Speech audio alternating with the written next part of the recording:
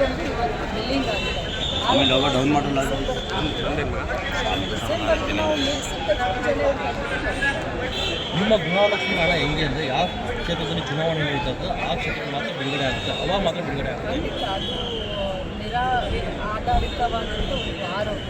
ಯಾಕಂತಂದರೆ ನಾವು ಯಾವ ಪಕ್ಷವನ್ನು ನೋಡಿ ಅಥವಾ ಇವ್ರು ನಮ್ಮವರು ಇವ್ರು ನಮ್ಮವರಲ್ಲ ಅಂತ ನೋಡಿ ನಾವು ಬಡವರು ಯಾರಿಗೆ ಇದು ಅನುಕೂಲ ಆಗುತ್ತೆ ಅಂಥವ್ರಿಗೆ 2-3 ಮಾಡಿದ್ದೀವಿ. ಯಾಕಂದರೆ ನಾನ್ IT ಮತ್ತು ನಾನ್ GST ಇರಬೇಕು, TPL ಇರಬೇಕು, APL ಇರಬೇಕು, ಪರವಾಗಿಲ್ಲ ಎಲ್ಲ ಏನೇನಿದ್ದಾವೆ ಅನ್ನೋದು ತಮ್ಮ ದುಡ್ಡು ಇದೆ. ಸೊ ಇದು ಎಲೆಕ್ಷನ್ಗೋಸ್ಕರ ಮಾಡಿದರೆ ನಾವು ಎಲೆಕ್ಷನ್ ಆದಮೇಲೆ ನಾವು ಬಂದ್ ಮಾಡ್ತಾ ಇದ್ವಿ.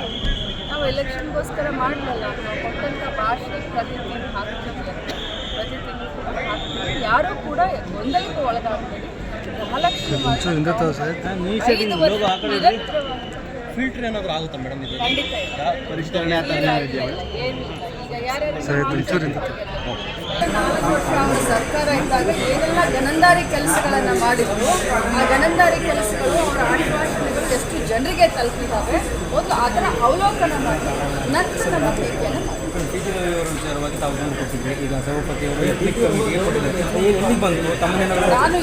ನಾನು ಇವತ್ತು ಬಂದಿದ್ದೀನಿ, ಎಲ್ಲಿಗೆ ಬಂದಿರೋದು ನನಗೂ ತಮಗೆ ಸ್ಪಷ್ಟ ಅಷ್ಟೇ. ನಾನು ಇನ್ನು ಅದ್ರ ಬಗ್ಗೆ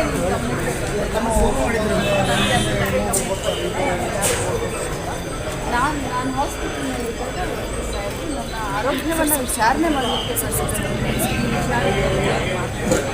ನಾನು ಇವತ್ತು ಬ್ಯಾಂಗ್ಳೂರಿಗೆ ಮುಂದೆ ಏನು ಮಾಡಬೇಕು